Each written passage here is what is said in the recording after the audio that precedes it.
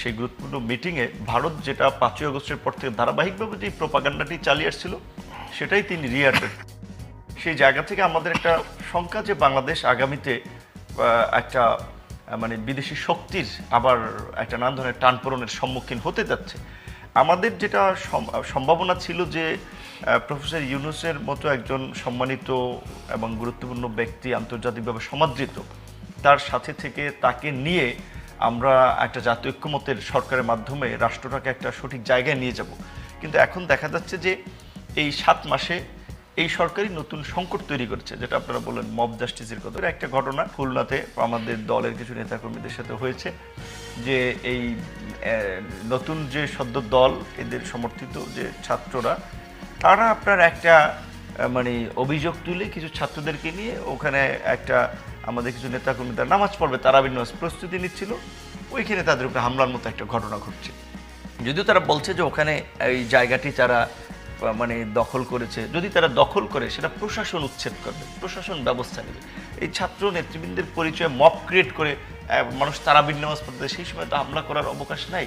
কিংবা ঢাকায় বেশ কিছু ঘটনা ঘটেছে। গতকালকে রাতে নোয়াখালী জেলা যুব দলের আপনার প্রতিনিধি সাধারণ সম্পাদক, সে আমাকে ফোন দিল যে তার ভাইরার বাসা লালমাটিয়া, সেইখানে এই সমন্বয়ক পরিচয়, মোহাম্মদপুর থানার সমন্বয়ক পরিচয় 10-12 জন গিয়ে হাজির যে সে ফ্যাসিবাদের দোসর, সে ছাত্রদের উপরে হামলা চালাইছে, কাজেই তাকে পুলিশে দেবে। তারা মূলত গেছিল টাকা পয়সা চাইছে তার কাছে, যদি টাকা পয়সা দিলে আর পুলিশ ডাকবেন, না হলে তারা ওখান থেকে পুলিশ ডাকবে। তো এখন নোয়াখালীর সে যুবদলের নেতা আমার সাথে পরিচয়, সে আমাকে ফোন দিচ্ছে, ভাই ছাত্ররা দেখেন এই ঘটনা ঘটাচ্ছে। দেখেন সে বিএনপির মতো দলের জেলার সেক্রেটারি, সেইখানে অসহায় হয়ে যাচ্ছে। 10-12 জন ছাত্র, এখন ছাত্রদের এই পরিচয়। সে রাত্র 12:30টার দিকে এই মোহাম্মদপুরে গিয়েছে। বিভিন্ন জায়গায় কিন্তু এই ধরনের ঘটনাগুলো ঘটছে যে তাদেরকে আপনাকে পছন্দ হচ্ছে না, আপনারা ফ্যাসিবাদের দোষরে জ্বলেন, ভারতীয় চর অমুক তমুক বানিয়ে একটা এই মব ক্রিয়েট করে কোথাও হামলা, কোথাও মামলা, কোথাও আবার জোর করে মাইরা ধরে পুলিশে দেওয়া। তো এই ধরনের ঘটনাগুলো তারা ঘটিয়ে তো সমাজে একটা আতঙ্ক তৈরি করছে, এবং এর মধ্যে দিয়ে কিন্তু আবার তাদের রাজনীতির একটা বিস্তার করতে, তারা যে ডমিনেট করতে পারে, তাদের যে প্রভাব আছে, তাদের প্রভাব প্রতিপত্তিতে প্রশাসন তাদের ধার কাছে যায় না, এবং তারা যা ইচ্ছা তাই পারে, সেটা কিন্তু তারা প্রুভ করছে। তো নিশ্চয়ই এই ধরনের পরিস্থিতিতে এইটা তো আরেক ধরনের আমরা ফ্যাসিস্ট আচরণই বলতে পারি। এবং এই যে সরকারি, আপনি জানেন যে স্থানীয় সরকারে নির্বাচিত কোনো প্রতিনিধি এখন নাই, সেক্ষেত্রে এইখানে এখন যাদেরকে এই প্রশাসক হিসেবে নিয়োগ দেওয়া হচ্ছে, তাদের কাউকে পয়সা দিয়ে আপনার সমঝোতা করে নিয়োগ দেওয়া হচ্ছে, আর কাউকে তাদের রাজনৈতিক কমিটমেন্টের মধ্যে নিয়ে তাদেরকে নিয়োগ দেওয়া হচ্ছে। তাহলে তো শেখ হাসিনা ক্ষমতায় থেকে নির্বাচন দিতে চাইছে, আমরা মানিনি, আমরা আন্দোলন করছি। এখন এই ছাত্রদের উপদেষ্টা থেকে পদত্যাগ করে দল গঠন করলেন নাহিদ ইসলাম।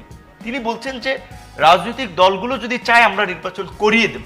মানে তিনি একজন ছাত্র নেতা থেকে উপদেষ্টাতে পদত্যাগ করছে, তার পাওয়ারটা এত সরকারে, রাজনৈতিক দলগুলো যদি তার কাছে যে প্রণাম করে তিনি নির্বাচনের ব্যবস্থা করে দেবেন, মানে তার হাতে ক্ষমতা বা ক্যাপাসিটিটা আছে। তো এই ক্যাপাসিটি যদি এই সরকার তাদেরকে দেয়, তাহলে তো বলতেই হবে যে এইটা একটা ফ্যাসিবাদ তৈরি হচ্ছে। কিন্তু বাস্তব করতে এটা তাসের ঘরের মতো উড়ে যাবে যদি রাজনৈতিক দলগুলো শক্তভাবে এখন পর্যন্ত কিছু বলে নাই। কিন্তু আমরা বলেছি একটা সংবাদ সম্মেলনের মাধ্যমে যে যেহেতু এই ছাত্র সমন্বয় কিংবা প্রতিনিধি যাদেরকে বলা হচ্ছে তারা যেহেতু দল গঠন করছে, সুতরাং বাকি 2 জন সহ সরকারের প্রতিনিধিত্ব করে সকল ছাত্র প্রতিনিধি যারা, তাদেরকে পদত্যাগ করতে হবে। তারা গোটা ছাত্র সমাজের প্রতিনিধিত্ব করে না। আন্দোলনের ছাত্র শিবির, ছাত্র দল, ছাত্র ইউনিয়ন, ছাত্র অধিকার পরিষদ, ফেডারেশন, বিভিন্ন সংগঠনের লোকেরা ছিল। কোনো ছাত্র সংগঠনের তো প্রতিনিধি এখানে নাই। তাহলে এনসিপি করলো কিংবা আরো তারা ছাত্র সংগঠন করলো, তাদের প্রতিনিধি কেন সরকারে থাকবে? এখন যদি আমাদের সরকার কিংবা আমাদের ইউনূস স্যার যদি মনে করে যে না, এই ছাত্ররা আন্দোলন করেছে, যেটা তিনি আপনার বিদেশি পত্রিকার সংবাদে বলেছেন, তারা দল গঠন করবে, পুরনো ব্যবস্থার পরিবর্তনে কাজ করবে, সেটা যদি ছাত্রদেরকে সরকার যদি ওইভাবে প্যাট্রোনাইজ করে, তাহলে রাজনৈতিক দলগুলো এখন পর্যন্ত সরকারকে সহযোগিতা করে যাচ্ছে, যেটা অমিত ভাই বলেছেন, রাজনৈতিক দলগুলো না চাইলে 7 দিনও সরকার টিকতে পারে। এই সংক্রান্ত প্রশ্ন আমি পরে আসছি।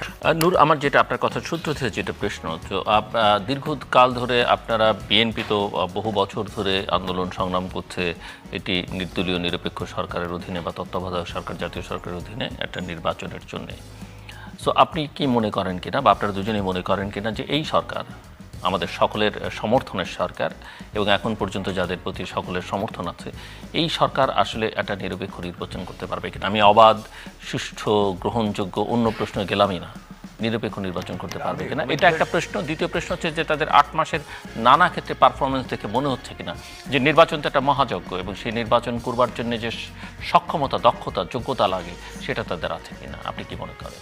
আমি আর লাস্ট কথাটা আমাকে বলছিলেন সময় কেন বলার, অমিত ভাই যেটা বলেছে, যেমন আমি সত্যিকার অর্থে আমি জানি না যে স্পষ্টভাবে অনেক কিছু যে এই সরকারের উপদেষ্টাদের কারো কারোর সাথে যেটা বলছে যে এই যারা উগ্রবাদের সাথে জড়িত তাদের সম্পর্ক কেমন কিংবা পৃষ্ঠপোষকতা আছে কিনা, কিন্তু আমি এটুকু আপনাকে বলতে পারি যেমন উপদেষ্টা মাহফুজের বিষয়ে বিদেশিরা পর্যন্ত আমাদের কাছে আমার মনে হচ্ছে 2টো মিটিংয়ে জিজ্ঞেস করছে যে this guy is connected with হেফাজত, এভাবে জিজ্ঞেস করে, ওই সরি আপনার হিজবুত তাহিদ, এভাবে ওরা বলেছে। তো ওরা বলছে যখন এখানকার বিদেশিরা, এটা বাইরের বিদেশিরা না, তাহলে ওদের কাছে তথ্য থাকতে পারে। এবং মাহফুজের কিছু না একটা স্ট্যাটাসে তিনি বলছেন যে আলেমদের তারা সম্মান ও শরিকানা দিতে চান। উনি শেখ হাসিনার টোনে যে আপনার আলেমদেরকে একদিকে কচুকাটা করে আবার তাদের যে শোকরানা মাহফিল করায়। তো এই বিশেষ করে ছাত্র নেতৃবৃন্দের মধ্যে আমরা দেখেছি যে আলেমদেরকে ব্যবহার করার একটা প্রবণতা তাদের মধ্যে আছে, সেটা তারা রাজনৈতিক স্বার্থে কিংবা বিভিন্ন ক্ষেত্রেই তারা কিছু স্পেস দিয়ে আবার তাদেরকে ব্যবহার করে একটা বিপদ তৈরির আমি কিছু প্রেক্ষাপট দেখেছি। আমি অত ডিপ আলাপে বিস্তারিত না গেলাম, যারা শুনছেন আপনি নিশ্চয়ই বুঝছেন। এবং বিশেষ করে এখানে তারা যে ঢাকায় বড় বড় সমাবেশ করছে, দুটো প্রোগ্রাম করছিল, একটা এই জুলাই ঘোষণাপত্র নিয়ে আর একটা এই ঘোষণাপত্র নিয়ে। এইখানেও আপনার আমরা যতদূর চিঠি ফেসবুকে ফাঁস হয়েছে যে 2-1টি ইসলামিক দলের ম্যান পাওয়ার তারা এখানে নিয়েছে।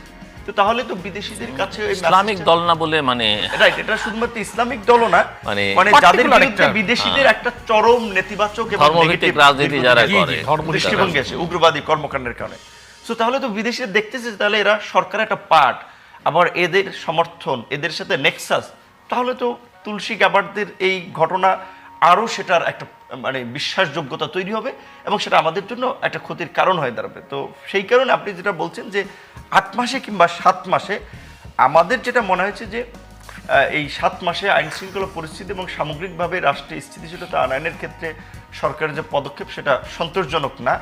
এবং পাবলিকের আমার দুটো সরাসরি প্রশ্ন ছিল যে আপনি কি মনে করেন কিনা যে এই সরকার নিরপেক্ষ নির্বাচন, না এই কাঠামোতে নিরপেক্ষ নির্বাচন সম্ভব? দ্বিতীয় প্রশ্ন ছিল যে তাদের সক্ষমতাই আছে না, আমি মনে করি এই কাঠামোতে, এইটা আমরা অনেক আগে থেকেই বলে আসছি যে প্রথমত কাঠামো বলতে আপনি কি বোঝাচ্ছেন? এই উপদেষ্টা পরিষদের কাঠামোতে এখানে আপনার নিরপেক্ষ নির্বাচন কিংবা দেশে স্থিতিশীলতা আনয়ন এবং এখন যে বৈশ্বিক আরো নতুন নতুন সংকট তৈরি হচ্ছে। হ্যাঁ, ইউনুস স্যারকে আমরা সবাই সম্মান করি, তার কানেক্টিভিটি, জাতিসংঘের মহাসচিব, দ্যাটস গুড।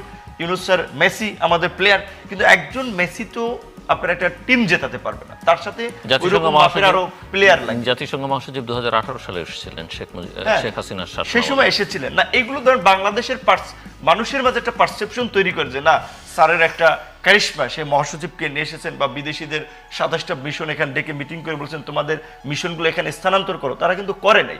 তো কাজেই সেই ক্ষেত্রে করবে হয়তো, কিন্তু সেই ক্ষেত্রে ওটা বলছে যে একজন মেসি দিয়ে তো আপনি পুরো টিম জেতাতে পারবেন না। ইউনুস স্যার আছেন, তার পারিপার্শ্বিক টিম এবং স্যারেরও কথাতে অনেকে প্রতিবাদ করছেন না, কিন্তু তারও অনেক কথাই কিন্তু রাজনৈতিক মহল অনেকে ক্ষুব্ধ প্রতিক্রিয়া ব্যক্ত করেছে এবং